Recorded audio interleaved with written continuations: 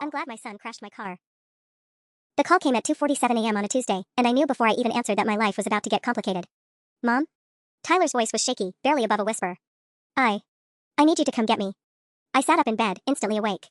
My 17-year-old son should have been asleep in his room down the hall, not calling me from God knows where at almost 3 in the morning. Tyler? Where are you? What's going on? I'm at the Shell station on Meridian Road. Mom, I'm so sorry. I crashed the car. My heart dropped. What car? Tyler, what are you talking about? There was a long pause, filled only by the sound of sirens in the background. Your car. The Honda. I took it. Dad said it would be okay, that you wouldn't mind if. You took my car? I was already pulling on jeans, my phone pressed between my ear and shoulder. Tyler, you don't even have your license yet. And what does your father have to do with this? I do have it, he said quietly. Dad took me to get it last month. He said it was supposed to be a surprise. I stopped dead in my tracks, one leg in my jeans, one leg out. Marcus had taken Tyler to get his license without telling me? We had joint custody, but major decisions like that were supposed to be discussed. And why was this the first I was hearing about it? Tyler, stay exactly where you are. Don't talk to anyone else until I get there. Are you hurt? No, I'm okay. But Mom, the car it's pretty bad. 20 minutes later, I pulled up to the scene in my coworker Janet's car, which I'd frantically borrowed after promising to explain everything later. The sight that greeted me made my stomach lurch. My 2019 Honda Civic, the one I'd been making $380 monthly payments on for the past 2 years, was wrapped around a light pole like a metallic taco. The entire front end was accordion folded, and I could see the steam still rising from what was left of the engine. Tyler stood next to a police officer, looking impossibly young and scared. Relief flooded through me when I saw he was really okay, followed immediately by a surge of anger that he'd been in this situation at all. Ma'am, are you Tyler's mother? The officer, whose name tag read Patterson, approached me with a clipboard. Yes, I'm Sarah Chen. Is he in trouble? Well, that depends. He was driving without a licensed adult in the vehicle, which violates his probationary license terms. Says his father gave him permission to borrow the car? I looked over at Tyler, who was studiously avoiding my gaze. His father doesn't live with us. This is my car, and Tyler definitely didn't have permission to take it. Officer Patterson made a note. I see. And this Marcus Chen listed on the insurance as an authorized driver, that's the father? Yes, my ex-husband. A chill ran down my spine. Wait, how do you know Marcus is listed on my insurance? We ran the plates. Standard procedure. His name came up as covered under this vehicle. I stared at the officer, then at my destroyed car, then back at Tyler. Marcus was on my car insurance? Since when? I've been handling all the car payments and insurance myself since our divorce 2 years ago. I specifically remembered removing him from my policy. Or at least, I thought I had. The ride to the police station was silent except for Tyler's occasional sniffles from the passenger seat. I gripped Janet's steering wheel so tight my knuckles were white, my mind racing through the implications of what Officer Patterson had told me. Marcus was on my insurance. Somehow, someway, my ex-husband had gotten himself listed as an authorized driver on a policy I paid $247 a month for, on a car he had no legal claim to. Tyler, I said finally, my voice carefully controlled. I need you to tell me exactly what happened tonight. And I need you to tell me the truth. He shifted uncomfortably. I already told you. Dad said I could borrow the car. Stop. I pulled into the 24-hour diner parking lot near our house and put the car in park. Tyler James Chen, look at me. He finally met my eyes, and I could see he'd been crying. Good. He should be upset. Your father doesn't live with us. He has no legal right to give you permission to use my car. So I'm going to ask you again, what really happened? Tyler's resolve crumbled. He's been picking up the car sometimes. For like 3 months now. He told me you knew about it, that you guys had worked out some arrangement because his car was in the shop. My blood turned to ice. He's been taking my car? When? Usually on weekends when I'm at his place. He dropped me off Friday night, then asked to borrow your car for Saturday or Sunday. Said his Mustang was getting work done and he needed reliable transportation for job interviews. Job interviews. Right. Marcus had been laid off from his sales job 6 months ago, but last I heard through Tyler, he was collecting unemployment and taking his time finding the right opportunity. And tonight? I pressed. Tyler looked down at his hands. He said if I wanted to impress Jessica Morrison, I needed to step up my game. That nice guys finish last and girls like guys with cool cars. He said I could take yours to the party at Brandon's house, that you'd understand because you were young once too. Jessica Morrison. The girl Tyler had been crushing on since sophomore year, who barely knew he existed. Marcus had weaponized my son's insecurity and used it to, what? Get Tyler to steal my car? But why would Marcus want Tyler to take it tonight specifically? Tyler, where's your father tonight? I don't know. He dropped me off at your place around dinner time and said he had plans. Why? Plans. On a Tuesday night. While he sent our son to steal my car for some joyride. We sat in silence for a moment, the weight of Marcus's manipulation settling over both of us. Tyler wasn't the mastermind here, he was another victim. Mom, are you going to press charges against me? Tyler's voice was small. I sighed and reached over to squeeze his shoulder. No, baby. You're grounded until you're 30, and you're paying me back every cent this costs even if it takes you 10 years, but I'm not pressing charges. Relief flooded his face. Really? Really? But Tyler, I need you to tell me everything about your father and my car. Every time he took it, where he said he was going, everything. Because something tells me this goes a lot deeper than a few job interviews. As we drove home, Tyler began recounting months of Marcus's lies, and slowly, a picture started forming. A picture that made me realize this crash might have been the best thing that could have happened. even if I didn't know it yet. The next morning, I called in sick to work and spent 3 hours on the phone unraveling the mess that was my car insurance. What I discovered made my hands shake with rage. Marcus had called Sentinel Insurance in September, 4 months ago, claiming to be my husband and saying we needed to add him back to the policy for family emergencies. The customer service representative, Patricia, pulled up the call logs and played back the recording. "Hi, this is Marcus Chin calling about my wife Sarah's policy." His voice came through tinny but unmistakable. "We need to add me as an authorized driver. Sarah's been so busy with work, she asked me to handle this." I listened in horror as he rattled off my social security number, my mother's maiden name, and our old address, information he'd memorized during our 8-year marriage. The insurance representative had made the change without requiring any additional verification since he'd answered all their security questions correctly. "Ma'am, I'm so sorry," Patricia said after the recording ended. "This appears to be fraud. We'll need to file a report and investigate." "How much?" I interrupted. "How much has this cost me?" The silence stretched for a long moment. "Adding Mr. Chen to your policy increased your monthly premium by $127. Over the past 4 months, that's $508 in additional charges. $500. Marcus had been costing me an extra $127 every month just so he could legally drive my car around town. But why go through all that trouble? His 2018 Mustang was flashier than my practical Honda Civic. Unless his Mustang wasn't available for some reason. After I hung up with the insurance company, I did something I'd sworn I'd never do. I called Marcus's mother. "Sarah, honey." Linda Chen's voice was warm but surprised. "I wasn't expecting to hear from you. Is Tyler all right?" "Tyler's fine, Linda. I'm calling about Marcus. Has he mentioned anything about his car being in the shop?" There was a pause.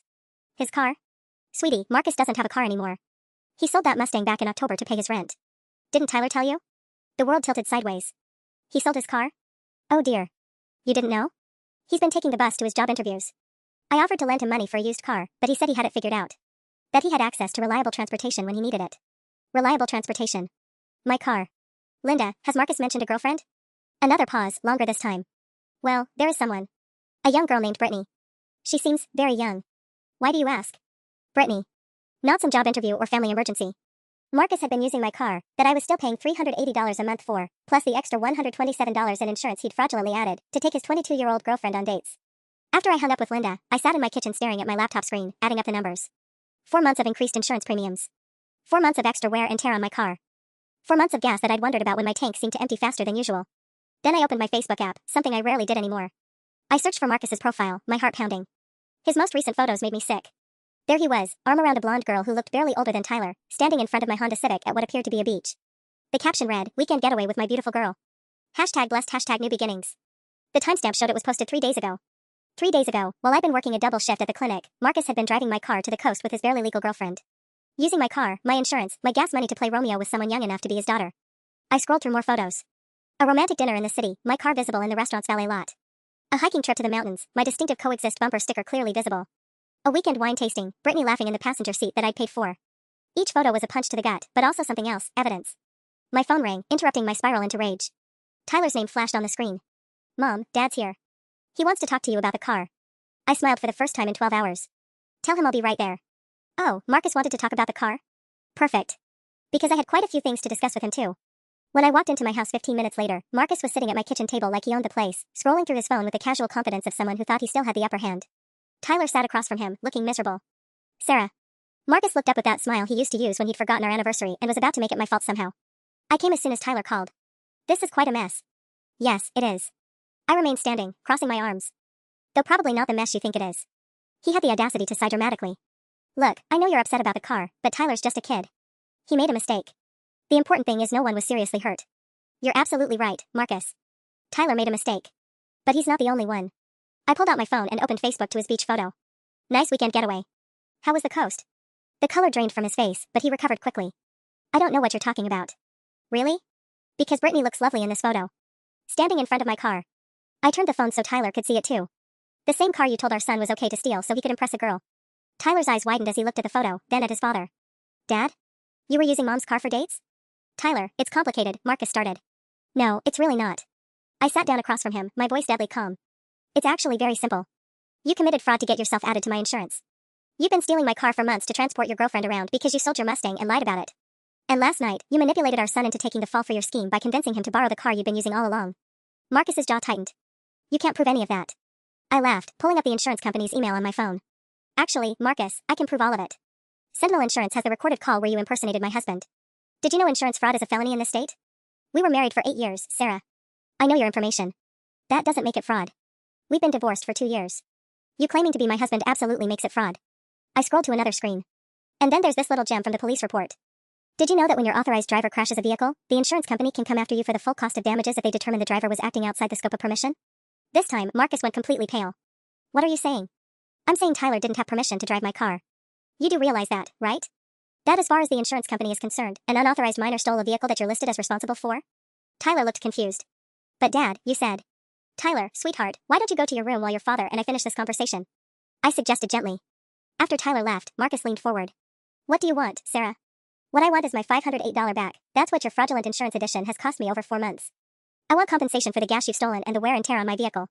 But mostly, Marcus, I want you to understand that your little scheme just backfired spectacularly. How do you figure? I smiled, and it wasn't nice. Because Tyler crashed my car while you were supposed to be supervising him on your custody weekend. The insurance company is going to investigate, they're going to find the fraud, and they're going to pursue damages. Since you're listed as an authorized driver who failed to prevent an unauthorized minor from accessing the vehicle, guess whose problem that becomes? Marcus was quiet for a long moment. The repairs won't be that expensive. It's just a Honda. Oh, Marcus. I pulled up the estimate from the tow yard on my phone. The preliminary damage assessment came in this morning. Total loss. They're estimating $23,000 in replacement value, plus medical coverage for Tyler's passenger who claimed neck pain at the scene, plus property damage for the light pole and city landscaping Tyler destroyed. I watched him do the math in his head, watched him realize what I'd already figured out. The best part? I continued. Since this happened during your custody time, with your tacit permission, using a vehicle you fraudulently gained access to, your insurance company gets to cover the primary claim. My insurance will pursue yours for reimbursement. Marcus stood up abruptly. You can't do this to me, Sarah. I don't have that kind of money. Then you probably shouldn't have stolen my car to impress your barely legal girlfriend. His face twisted with rage. You vindictive. Choose your next words very carefully, Marcus. Because I haven't decided yet whether to press charges for the insurance fraud. Marcus's hands clenched into fists at his sides, but he forced his voice into that familiar patronizing tone he used to use when he thought I was being emotional. Sarah, you need to think about Tyler here. Do you really want to put him through the trauma of seeing his father arrested? He's been through enough with the divorce. Don't. My voice cut through his manipulation like a knife. Do not stand in my house and try to guilt me about Tyler's well-being. Not after what you did to him. What I did? I was trying to help him. The kid's 17 and he's never even kissed a girl. I was teaching him confidence. You were using him. I slammed my hand on the table, making Marcus jump. You manipulated our son into stealing for you because you were too much of a coward to ask me directly. And why didn't you ask me, Marcus? Because you knew I'd say no to funding your midlife crisis with someone who's closer to Tyler's age than yours? Marcus's mask slipped completely. At least Brittany doesn't make me feel like a failure every time I walk in the room. At least she doesn't keep score of every dollar I spend or lecture me about responsibility. Because she doesn't have to live with the consequences of your choices. I do. Tyler does. I stood up, towering over him even though he had 6 inches on me. Do you have any idea what you put your son through? He thinks this is his fault, Marcus. He's upstairs right now believing he ruined my life because you convinced him that real men take what they want. He needs to learn sometime that nice guys finish last. He's 17. He needs to learn that lying and stealing and fraud aren't how functional adults solve their problems. Marcus opened his mouth to respond, but my phone buzzing cut him off. I glanced at the screen and felt a cold smile spread across my face. Perfect timing, I said, answering the call. Hi, Patricia, thanks for calling me back so quickly. Ms. Chen? I have some concerning news about your claim. Our fraud investigation team has been looking into the account changes made in September, and we discovered some additional unauthorized activity. What kind of activity? I kept my eyes locked on Marcus, who was trying to look nonchalant while clearly straining to hear both sides of the conversation. It appears someone using Mr. Chen's authorization accessed your roadside assistance service 7 times over the past 4 months. The calls came from various locations around the state, the coast, mountain resort areas, wine country. Each time, the caller identified himself as Marcus Chen and requested service for your vehicle. 7 times. Marcus had used my roadside assistance 7 times during his romantic getaways. I thought about Brittany's Instagram stories that Tyler had mentioned seeing, photos of picnics and beach trips and weekend adventures. How many of those trips had ended with Marcus calling my insurance when my overworked Honda broke down from all the extra mileage? Patricia, what's the total cost of those service calls? Each roadside assistance call cost $89 since Mr. Chen wasn't paying for premium coverage. That's an additional $623 in fraudulent charges to your account. Marcus's face went gray. He could hear Patricia's voice through the speaker, and he was smart enough to add numbers. Thank you, Patricia. Please email me the documentation for all of this. I'll need it for the police report I'm filing. After I hung up, Marcus sank back into the chair like his strings had been cut. $1,131, I said conversationally. That's what your romantic adventures have cost me over 4 months. Plus whatever the final insurance settlement ends up being for Tyler's crash, which early estimates suggest could exceed $30,000. Sarah, please. I can't afford. Then you should have thought about that before you decided to steal from your son's mother to impress a girl who wasn't even born when we graduated high school. Marcus buried his face in his hands. What do you want from me? Justice, Marcus. For the first time in our relationship, I want you to face actual consequences for your actions. Before Marcus could respond, Tyler appeared in the kitchen doorway. Mom? There's someone at the door asking for Dad. I looked past Tyler to see a young blonde woman standing on my front porch, peering through the screen door with obvious confusion. She looked even younger in person than she had in Marcus's photos, all glossy hair and carefully applied makeup that couldn't quite hide the uncertainty in her eyes. Brittany, Marcus muttered under his breath, then louder, tell her I'll be right out. Actually, I said, standing up with renewed energy, why don't you invite her in? I'd love to meet the woman my car insurance has been subsidizing. Sarah, don't do this. But Tyler was already opening the door. Are you Brittany? My dad's in the kitchen. She stepped inside, all nervous smiles and confused glances between Tyler and me. Up close, she was even more obviously young, maybe 23 at most, wearing a crop top and designer jeans that probably cost more than my monthly grocery budget. Hi, I'm so sorry to bother you, she said in a voice that was pure sunshine and apologies. Marcus said to pick him up here, but his phone's been going straight to voicemail and I was worried something happened after what he told me about Tyler's accident. She stopped mid-sentence as Marcus emerged from the kitchen looking like he'd rather be anywhere else on earth. Britt, we need to go. Now. But baby, you said we could grab lunch and then go car shopping. You promised we'd find something fun to drive since Tyler totaled the Honda. She looked around my living room with barely concealed confusion. This is Tyler's mom's house, right? I thought maybe we should apologize or offer to help with something. Car shopping. My hands clenched into fists as the full picture crystallized. Marcus hadn't just been stealing my car for romantic getaways, he'd been promising Brittany they'd buy a replacement together. Using what money, I had no idea, but the audacity was breathtaking. Actually, Brittany, I said, stepping forward with my best customer service smile, I'd love to talk to you about the Honda. Since you've been riding in it so much lately. Her face brightened with relief. Oh good. I felt so bad when Marcus told me what happened. He said Tyler borrowed your car without asking? That must have been so scary for you. I glanced at Marcus, who was frantically making cutting motions with his hand behind Brittany's back. Is that what he told you? That Tyler borrowed my car? Well, yeah. He said Tyler took it while you were at work and crashed it trying to impress some girl. Which is so sweet in a way, you know? Like something out of a movie. She laughed, a tinkling sound that made me feel ancient. Marcus said boys that age don't think things through when they're in love. Brittany, we really need to leave, Marcus interrupted, grabbing her elbow. Sarah and I were just finishing up the insurance paperwork. Oh, but I wanted to ask about the weekend. Brittany pulled away from Marcus and turned back to me. He promised we could take the car up to wine country this Saturday for my birthday. I know Tyler crashed it, but Marcus said insurance would have you in a rental by Friday. Is that still happening? The silence that followed was deafening. I could hear the kitchen clock ticking, a lawnmower starting up next door, Tyler's sharp intake of breath from somewhere behind me. Your birthday, I repeated slowly. This Saturday. My 23rd. She beamed. Marcus planned this whole romantic weekend. He said we'd earned it after all the stress from his divorce and job hunting and everything. 23. She was 23 years old, and Marcus had been promising her birthday trips in my stolen car. Brittany, I said gently, I need to ask you something, and I want you to really think about your answer. How long have you and Marcus been together? She glanced at Marcus, who looked like he wanted to disappear into the floor. About 4 months? We met right after he got laid off. He was so sweet, you know? Going through this hard time but still taking me on all these amazing dates. 4 months. Exactly as long as Marcus had been stealing my car. And during these amazing dates, you've been riding in a blue Honda Civic, right? The one he said was his? Well, he said it was the family car. That he was borrowing it while his Mustang was being repaired. Brittany's smile was starting to fade as she picked up on the tension in the room. Why? Is something wrong? Tyler stepped forward, his voice quiet but steady. Brittany, that's my mom's car. My dad doesn't live here anymore. He's been lying to you. The transformation on Brittany's face was painful to watch. Confusion melted into understanding, then into mortification, then into something approaching horror. Marcus? She turned to face him, her voice small. Tell me that's not true. Tell me you didn't lie about the car. Marcus opened his mouth, closed it, then opened it again like a fish gasping for air. Britt, I can explain. Oh my god. Her hand flew to her mouth. That's why you always picked me up. That's why I could never drive. You were stealing someone else's car. It wasn't stealing. You told me you were divorced. You said the car was yours from the marriage. I am divorced, and I was legally authorized. Because you lied to get on the insurance. I couldn't help interjecting. Show her the Facebook photos, Marcus. Show her how you tagged my car in all your romantic posts. Brittany was already pulling out her phone, scrolling frantically. I watched her face crumble as she apparently found the posts I'd seen earlier. You've been stealing from his ex-wife to pay for our dates, she whispered. All those times you said you wanted to spoil me, you were using someone else's money. Brittany's phone slipped from her trembling hands and clattered onto my hardwood floor. The sound seemed to snap something in Marcus, and he lunged forward to grab her arm. Britt, listen to me. You don't understand how vindictive Sarah can be. She's trying to turn you against me because she can't stand seeing me happy. Don't touch me. Brittany jerked away from him, her voice stronger than I'd expected. Just don't. I need a minute to think. She walked over to my couch and sat down heavily, staring at her hands. For a moment, the only sound was the tick of my grandmother's clock and Marcus's labored breathing. How much? Brittany asked quietly, still not looking up. How much money did you steal from her? Marcus shot me a warning look. It's not that simple. Over $1,500, I said. Just in insurance fraud and roadside assistance. That doesn't count gas, wear and tear, or the fact that he's now responsible for a $30,000 insurance claim. Brittany's head snapped up. $30,000? Tyler crashed the car last night while Marcus was supposed to be supervising him. Since Marcus fraudulently outed himself as an authorized driver, the insurance company is pursuing him for the full damages. I watched the numbers compute behind Brittany's eyes. Whatever Marcus had told her about his financial situation, $30,000 was clearly not pocket change. Marcus, she said slowly, where exactly did you think you were going to get that kind of money? You've been unemployed for 6 months. I'll figure it out. I always do. But Marcus's voice lacked its usual confidence. My mom could loan me. Your mother is on a fixed income, I interrupted. She's already been helping with your rent since you lost your job. Or did you not mention that to Brittany either? Brittany stood up abruptly. Your mom's been paying your rent? Just until I get back on my feet. So let me get this straight.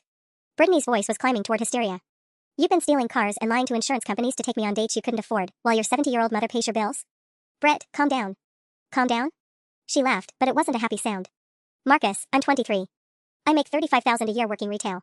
Do you know why I thought you were such a catch? Because you seemed stable. Because you had a car and could afford nice restaurants and weekend trips. You told me you were just between jobs, not that you were completely broke and stealing from your family.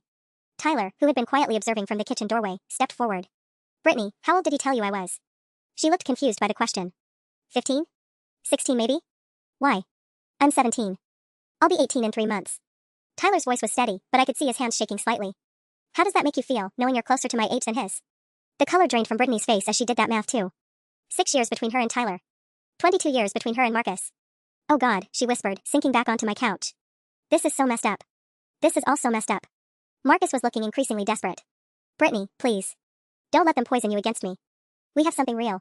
Real? She laughed bitterly. Marcus, I don't even know who you are. Everything you've told me has been a lie. My phone buzzed with a text message. I glanced at it and felt a cold smile spread across my face. Well, I said, looking up at Marcus, this just got more interesting. That was my insurance adjuster. They want to meet with you tomorrow morning to discuss the claim.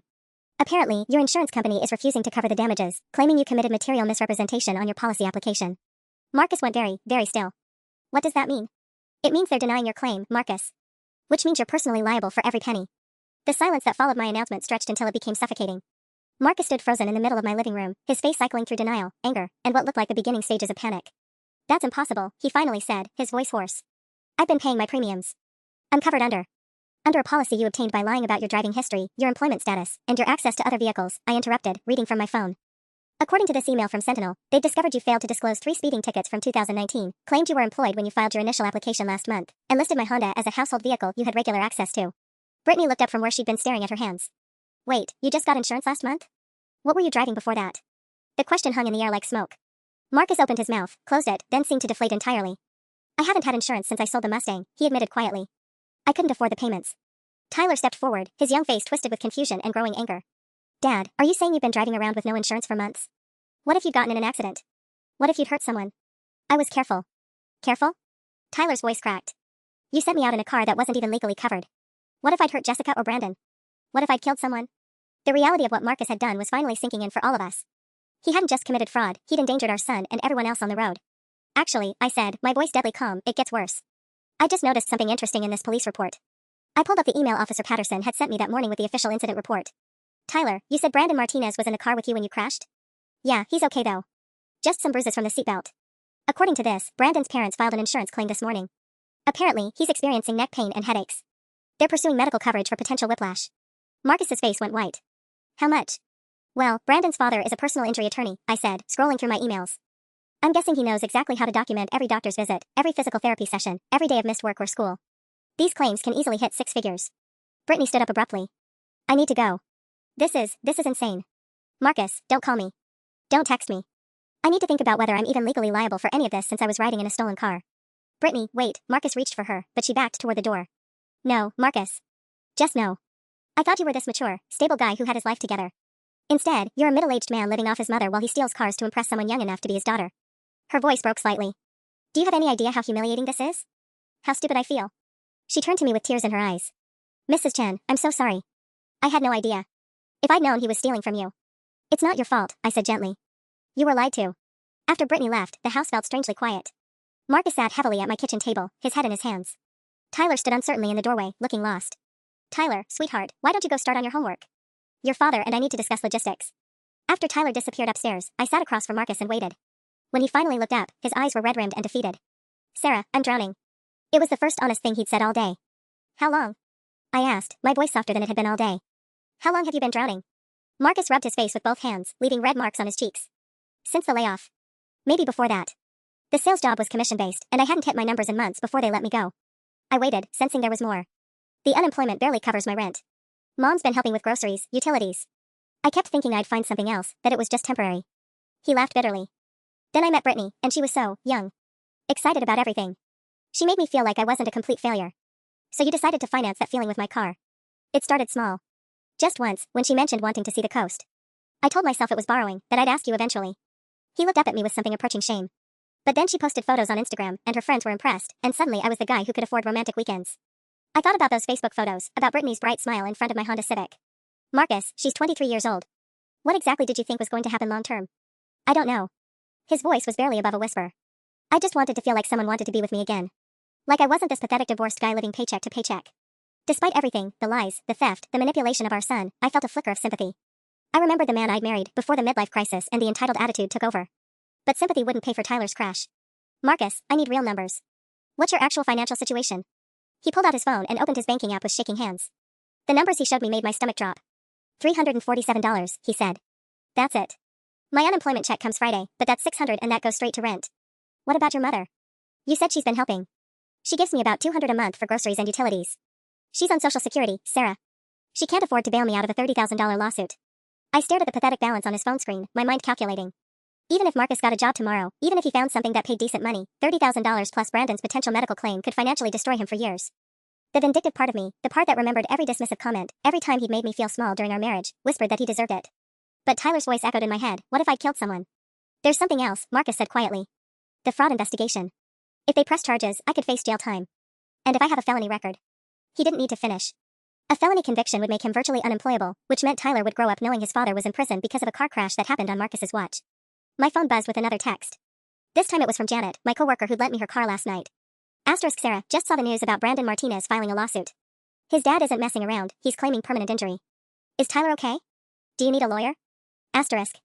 Brandon's father was claiming permanent injury. I screenshot the text and showed it to Marcus without a word. His hands started shaking as he read it. Sarah, what am I going to do? I don't have money for a lawyer. I can't afford to fight this.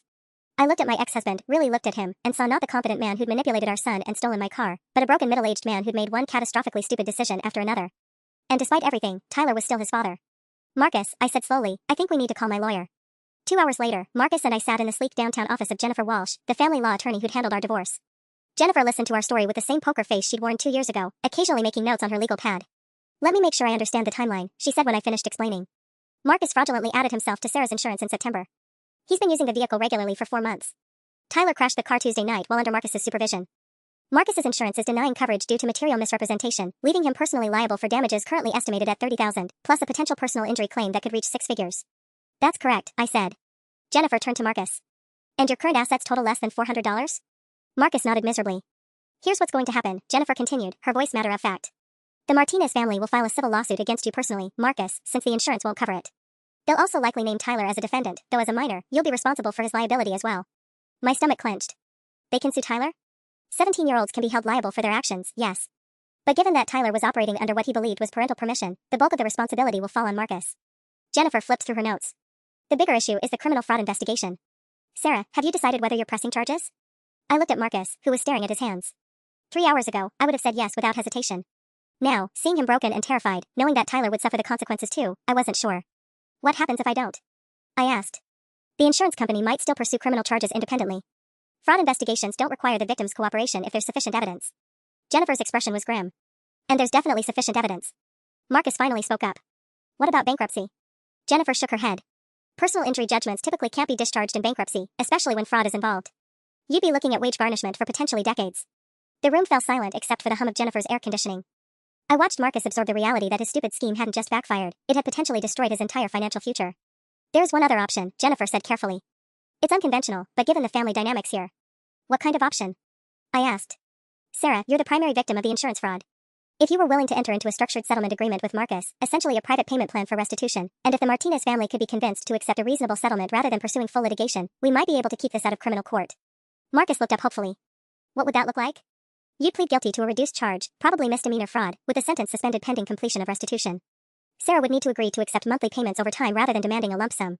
The Martinez family would need to accept whatever settlement we can negotiate, probably funded through a combination of your future earnings and Sarah's insurance coverage for the medical expenses. I felt like Jennifer was speaking a foreign language.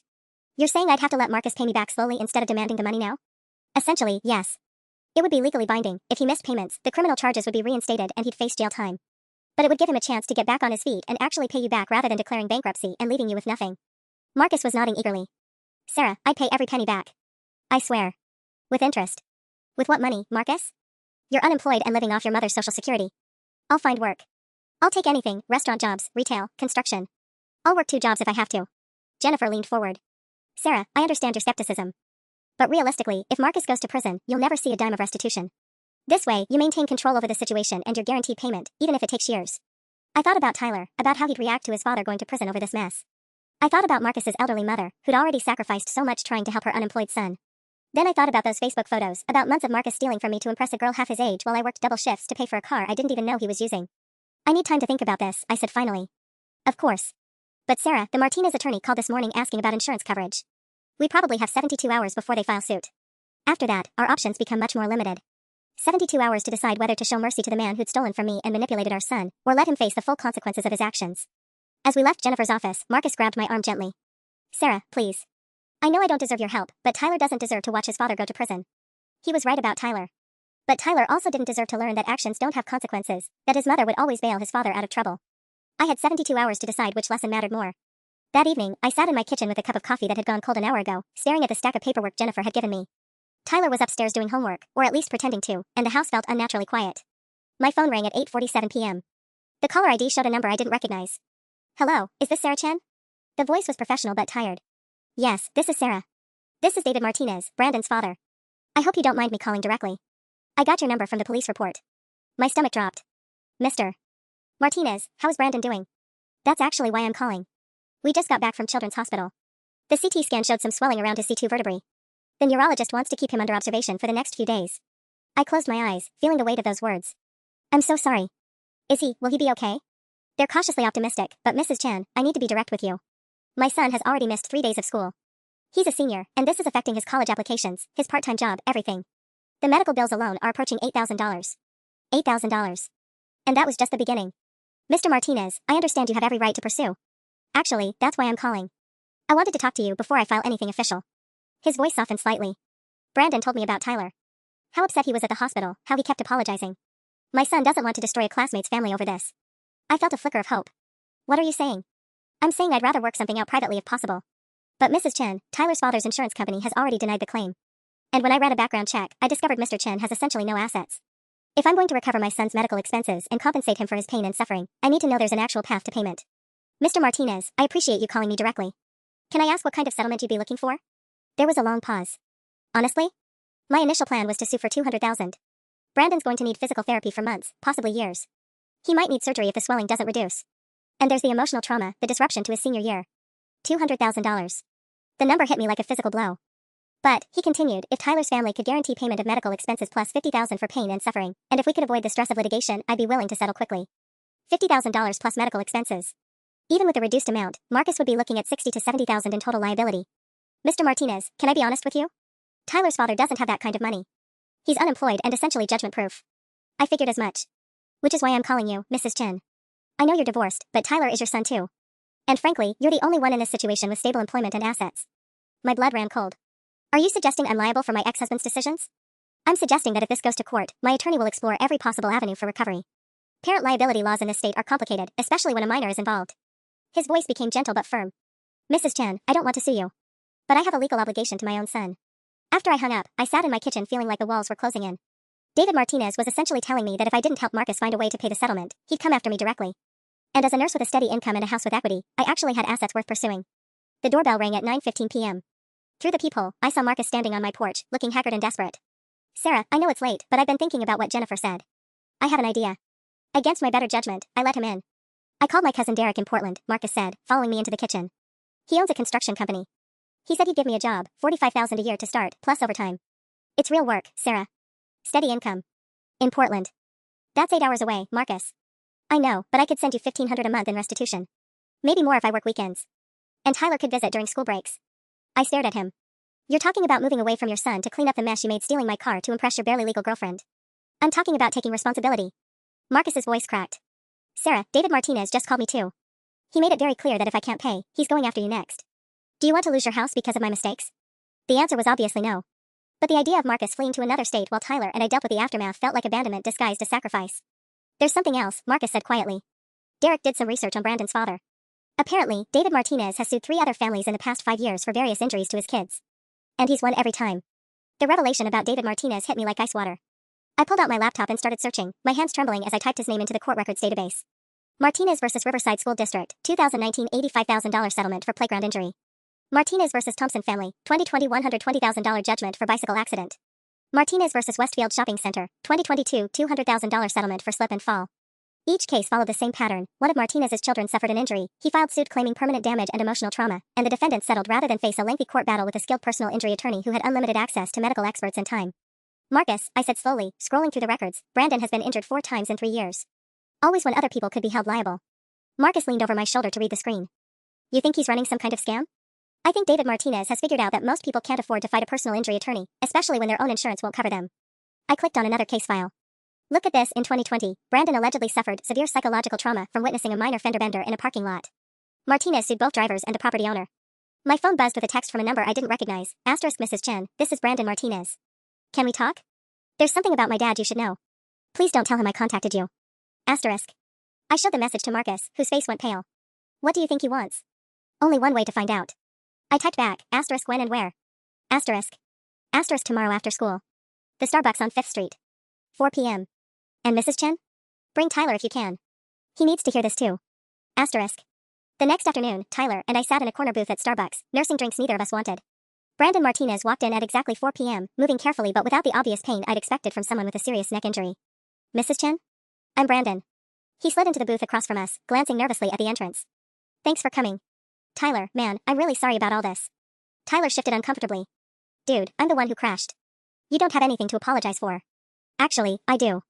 Brandon pulled out his phone and showed us a series of text messages. These are from my dad, sent right after the accident. I read the first message, asterisk remember what we practiced. Neck pain, headaches, trouble concentrating. The CT scan will show inflammation because you're still growing. Don't mention feeling better. Asterisk. My stomach dropped. Brandon, what is this? My dad's been coaching me on how to fake injuries since I was 12. Brandon's voice was barely above a whisper. The playground thing when I was in 7th grade? I fell off the monkey bars like kids do every day. But Dad saw dollar signs. Tyler leaned forward, his face flushed with anger. So you're not actually hurt? I was sore for like 2 days. Normal crash stuff. But Dad took me to 3 different doctors until one of them found something that could be called concerning on a scan. Brandon showed us another text, asterisk Dr. Patel is sympathetic to spinal injuries. Book with him Tuesday. Asterisk. I felt sick reading the messages. Brandon, why are you telling us this? Because Tyler's a good guy, and his family doesn't deserve this. Dad's already talking about buying a new BMW with the settlement money. Brandon's hands were shaking as he scrolled through more texts. Mrs. Chen, my dad has done this 9 times that I know of. Sometimes with me, sometimes with my little sister Emma. He calls it securing our future. 9 times? I thought about the court records I'd found. I only saw 5 cases online. The others settled so fast they never made it to official filings. A slip at Target, a dog that supposedly knocked Emma down at the park, a kid who bumped into me at a birthday party. Brandon looked miserable. Dad always says the same thing, that rich people and big companies have insurance for this stuff, that we're not really hurting anyone. Tyler's face was red with fury. But you are hurting people. My dad might go to prison because of this. I know. Brandon's voice cracked. That's why I'm here. Mrs. Chen, I can't live with this anymore. If you fight the lawsuit, I'll testify that my dad coached me to lie. I'll tell the truth about not being injured. I stared at this 17-year-old boy who was offering to sacrifice his relationship with his father to save mine. Brandon, if you do this, what happens to you? I don't know. Dad will probably disown me. But at least I'll be able to look at myself in the mirror. He pulled out a small recording device. I've been documenting everything for the past month. I have recordings of him coaching me, copies of his research on which doctors to see, text messages about spending the settlement money. The evidence Brandon was offering wouldn't just destroy his father's current lawsuit, it would expose years of insurance fraud that could send David Martinez to federal prison. Brandon, I said gently, are you sure about this? Once we use this evidence, there's no going back. Mrs. Chen, my dad's been stealing from innocent families for years. It has to stop. He handed me the recording device. Besides, Tyler saved my life by not hitting that family in the minivan at the intersection. The least I can do is save his dad from a lawsuit that's completely fake. As I held the evidence that would destroy the Martinez family's lawsuit, I realized Tyler's crash had revealed something much bigger than Marcus's car theft. It had exposed a predator who'd been systematically exploiting the legal system for years. And now I had to decide what to do about it. That evening, I sat across from Jennifer Walsh in her office again, Brandon's recording device on the desk between us like a small bomb waiting to explode. Marcus fidgeted in the chair next to me, while Tyler had insisted on coming despite my protests that he didn't need to be involved in the legal strategy. Let me make sure I understand what you're telling me, Jennifer said, rewinding the recording to a particularly damning section. David Martinez has been running insurance fraud schemes for at least 5 years, using his children as props, and you have documentation of the entire operation. Brandon recorded over 20 conversations, I confirmed. Including one from 2 days ago where his father coached him to tell doctors that his headaches were getting worse, not better. Jennifer pressed play, and David Martinez's voice filled the room, asterisk remember, chronic pain is subjective. They can't prove you're not suffering. Emma's next settlement bought your laptop and that gaming chair, Brandon's injury could pay for your college. Asterisk. Marcus winced. That's his 13-year-old daughter he's talking about exploiting. The question is, Jennifer continued, what do you want to do with this information? Because this evidence doesn't just destroy Martinez's case against you, it opens him up to federal charges for conspiracy to commit wire fraud across multiple insurance companies. Tyler spoke up from his corner chair. Brandon wants us to use it. He said he can't watch his dad destroy more families. Tyler, honey, this isn't your decision to make, I said gently, though I was proud of his moral compass. Actually, Mom, it kind of is. Brandon's my friend, and he's risking everything to help us. If we don't use this evidence, Dad could still go to prison, and Mr. Martinez will just find another family to target. Jennifer nodded approvingly. Tyler makes a good point. Sarah, if you don't act on this information and Martinez files another fraudulent lawsuit next month, you could potentially be seen as complicit in his future crimes. My phone buzzed with a text from Brandon, * Mrs. Chen, Dad just booked appointments with 2 more doctors for tomorrow. He's escalating to fake symptoms. Please don't let him do this to your family. *. I showed the message to Jennifer, who shook her head grimly. He's building a paper trail to support a larger settlement demand. Classic escalation pattern. What happens if we expose him? Marcus asked. I mean, specifically, what are the consequences for his family? David Martinez would likely face multiple federal charges. Wire fraud, conspiracy, potentially RICO violations if they can prove this was an ongoing criminal enterprise. We're talking about 15 to 20 years in federal prison. Jennifer's expression was serious. His assets would be frozen pending investigation. His legitimate legal practice would be destroyed. And his children would probably end up in foster care unless there's extended family willing to take them. The weight of that reality settled over all of us. Exposing David Martinez wouldn't just stop his lawsuit against us, it would obliterate his entire family. There's another option, Jennifer said carefully. We could approach Martinez directly with the evidence and offer him a choice, withdraw the lawsuit and cease all fraudulent activities, or face federal prosecution. Give him a chance to end this quietly. Marcus shook his head. You really think a guy who's been scamming people for 5 years is just going to walk away because we ask nicely? No, I said slowly, remembering the cold calculation in David Martinez's voice during our phone call.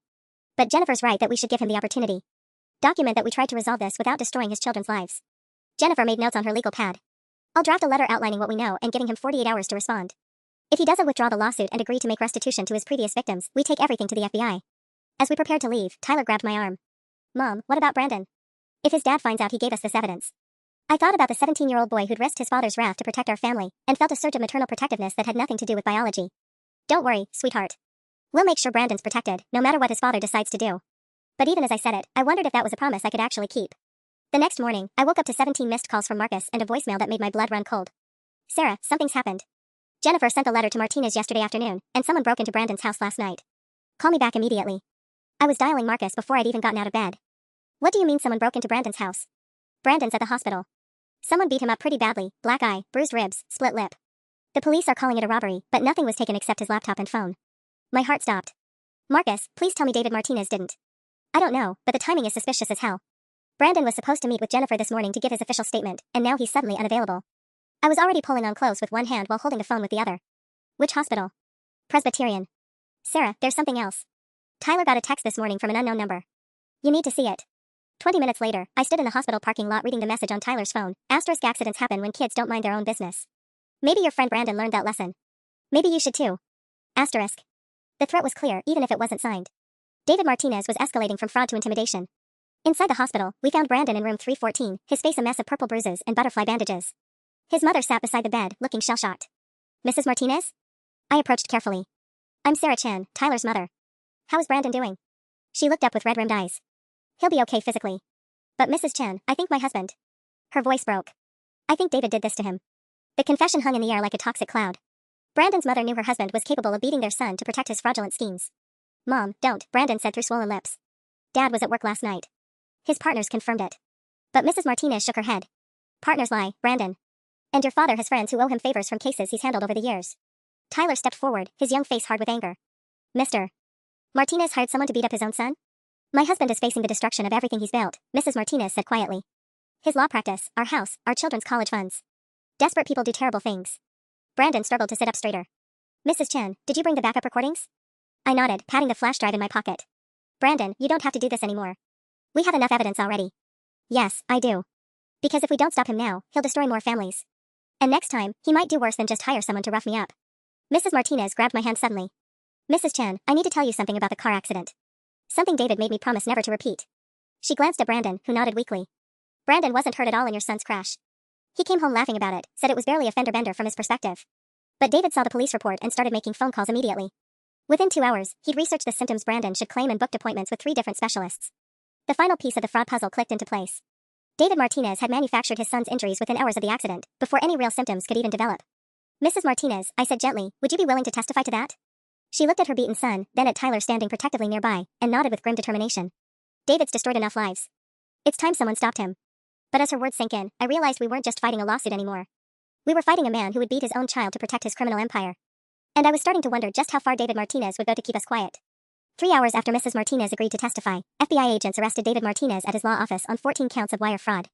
The recordings Brandon had gathered, combined with his mother's testimony and the evidence of witness intimidation, gave federal prosecutors an airtight case. But the most satisfying moment came 2 weeks later, when I watched Marcus hand me his first restitution check for $847, his entire paycheck from the Portland construction job, minus basic living expenses. It's not much, he said quietly, standing on my front porch in work clothes covered with sawdust. But Derek says I'll get a raise in 3 months if I keep showing up on time. I looked at the check, then at my ex-husband's calloused hands. For the first time since I'd known him, Marcus was actually working for something instead of scheming for it. The insurance company dropped the felony charges, I told him. Since you're making voluntary restitution and the fraud was connected to Martinez's larger scheme, they agreed to a misdemeanor plea with community service. Relief flooded his face. Really? No prison time? 200 hours picking up trash on the interstate. Seems appropriate for someone who made such a mess. Marcus laughed, actually laughed, and I realized it was the first genuine sound I'd heard from him in months. Sarah, I know this doesn't fix everything I put you through, but I want you to know, I'm done being that guy. The guy who takes shortcuts and lies to get what he wants. Tyler appeared in the doorway behind me, having grown 3 inches and gained 20 pounds of muscle since starting his own construction job working weekends for Derek's company. My son had insisted on earning money to pay for his driver's education and car insurance, refusing to let me cover the costs. Dad, you should see the house we're framing, Tyler said, his voice deeper than it had been 6 months ago. Derek says I have a real talent for finish work. Watching my son talk about honest labor with genuine pride made my heart swell. Tyler had learned the right lesson from this mess after all. How's Brandon doing? Marcus asked. Full scholarship to Portland State, I said. Turns out his essay about exposing his father's crimes impressed the admissions committee. His mom got a job at a legal aid clinic. Apparently, lawyers who've been victims of fraud make excellent advocates for other victims. The Martinez family had lost everything when David was sentenced to 18 years in federal prison, but Brandon and his sister were thriving with their aunt in Seattle. Sometimes the best thing a father can do for his children is disappear. My phone buzzed with a text from my insurance company. Asterisk final settlement check processed. Replacement vehicle should arrive at dealership Tuesday. Asterisk. New car comes Tuesday, I told Marcus. A Honda Accord this time. Better gas mileage. Marcus grinned sheepishly. Need someone to drive it home from the dealership? I promise I'll return it immediately. Tyler snorted. Dad, Mom's dating someone now. Someone with his own car and a functioning moral compass.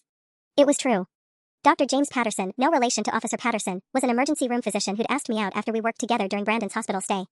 He was steady, honest, and had never once suggested borrowing my vehicle for anything. Tyler James' chin. I swatted at him playfully. You make it sound like I have terrible taste in men. Well, Mom, your track record speaks for itself, Tyler said, ducking away from me with a grin. Marcus held up his hands in surrender. Fair point. But for what it's worth, Sarah, I'm glad you found someone who deserves you. As I watched Marcus drive away in his used Toyota Camry, purchased with his own money, insured under his own policy, I felt something I hadn't experienced in years, genuine pride in my ex-husband. Tyler crashed my car, destroyed Marcus's scheme, exposed a criminal, and somehow managed to teach us all what real responsibility looks like. Sometimes the best accidents are the ones that force everything broken to finally heal properly.